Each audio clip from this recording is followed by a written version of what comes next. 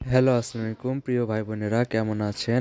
আশা করি নিশ্চয়ই ভালো আছেন। তো ভিডিওটি শুরু করার আগে আপনাদের কাছে একটি রিকোয়েস্ট, চ্যানেলটিকে সাবস্ক্রাইব করে পাশেই থাকবেন এবং ভিডিওটিতে একটি লাইক দিয়ে যাবেন। পে স্কেল নাকি মহার্ঘ ভাতা দেওয়া উচিত?